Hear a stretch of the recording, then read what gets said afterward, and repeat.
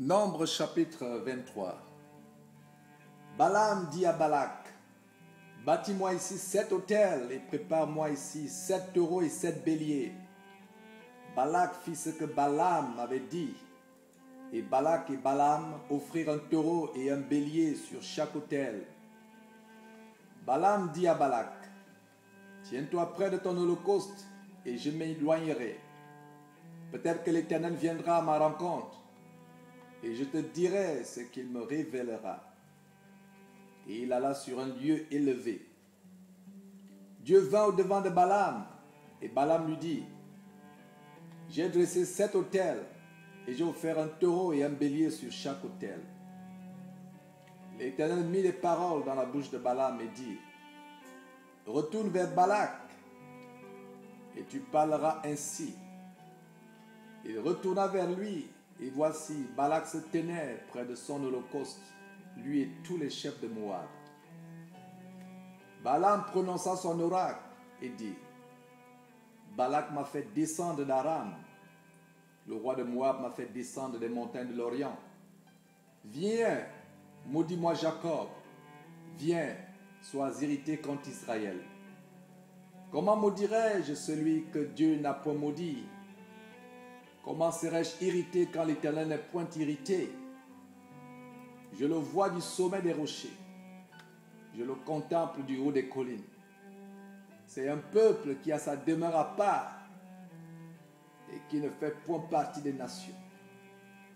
Qui peut compter la poussière de Jacob et dire le nombre du quart d'Israël? Que je meure de la mort des justes et que ma fin soit semblable à la leur. Balak dit à Balaam, que m'as-tu fait? Je t'ai pris pour maudire mon ennemi, et voici, tu le bénis. Il répondit et dit, n'aurais-je pas soin de dire ce que l'Éternel met dans ma bouche? Balak lui dit, viens donc avec moi dans un autre lieu, d'où tu le verras. Tu n'en verras qu'une partie, tu n'en verras pas la totalité. Et de là, maudis-le-moi. Il le mena au champ de Tophim sur la montagne de Pisga.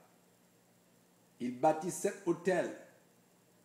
Il offrit un taureau et un bélier sur chaque autel.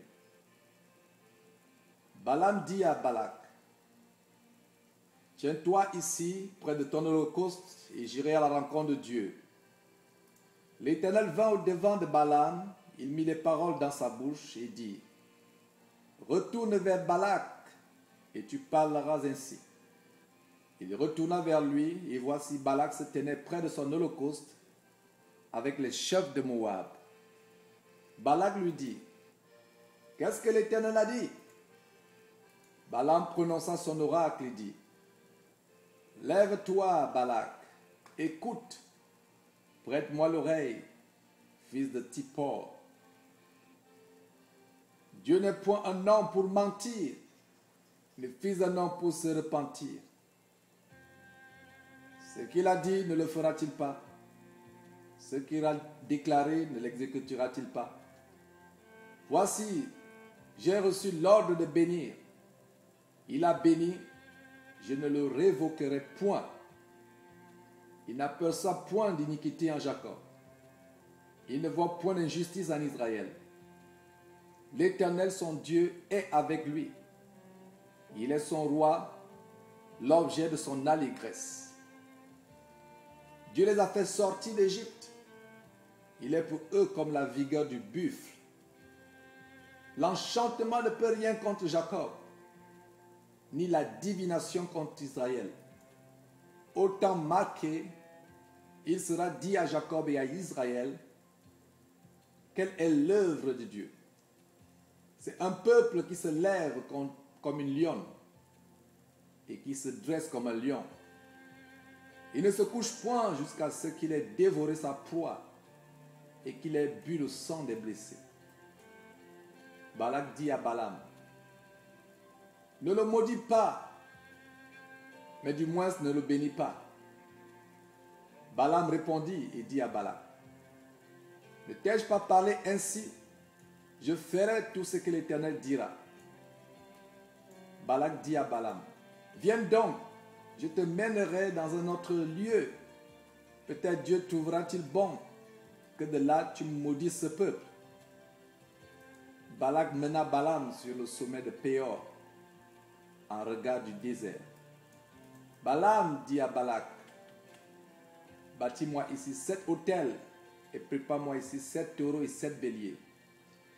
Balak fit ce que Balaam avait dit et il offrit un taureau et un bélier sur chaque autel.